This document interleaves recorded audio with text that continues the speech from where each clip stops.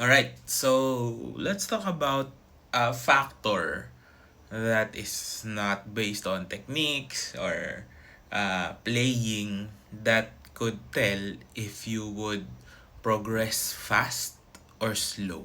Especially sa mga nag-self-study na before or may iba ng understanding of the things that we're doing, especially in playing the violin.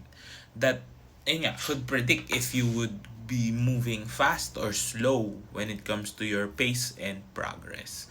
No? So, madalas to sa mga adults because again, when we talk about kids, lalo na kung first time lang nila mag-lessons or wala pa silang experience in playing any musical instruments, madali silang sumunod. No? And that is your resistance to change. Okay.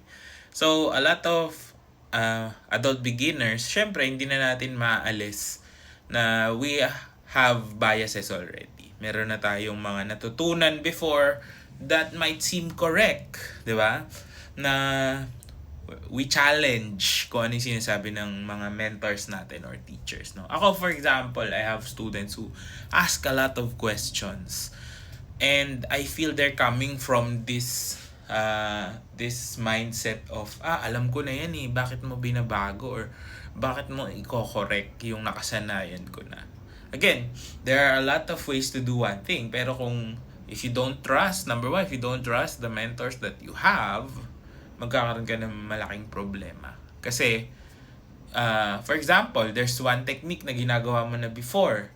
Tapos yung teacher mo ngayon, iba yung approach niya. So, yung disconnect na yan, no? Parang hindi kayo at level with each other. That means na kaya questionin mo lahat ng sinasabi niya sa'yo kasi hindi sila parehas, diba?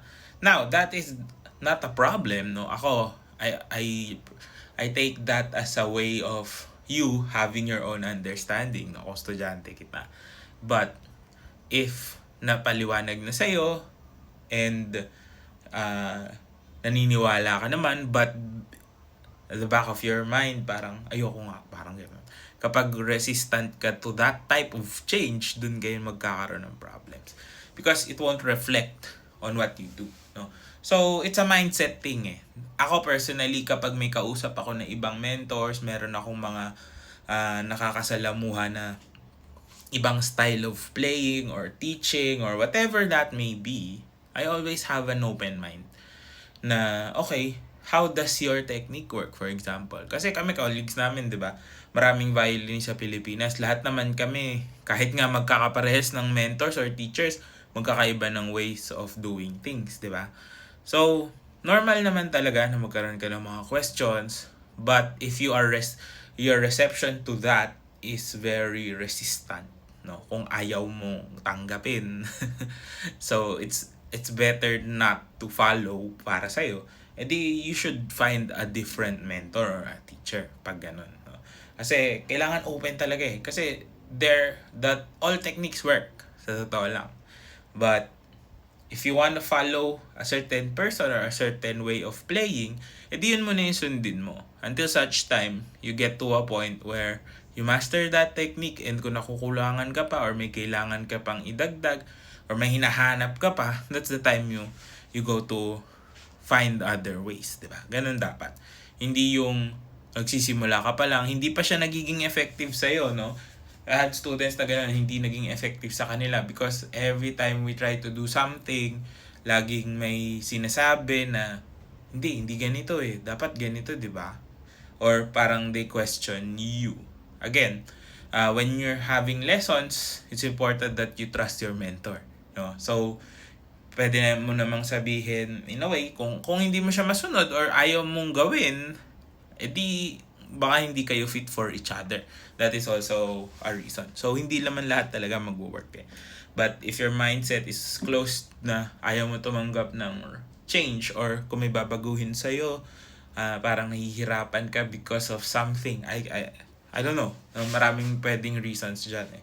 So, your resistance to change would not help you out. So, it's important to keep an open mind.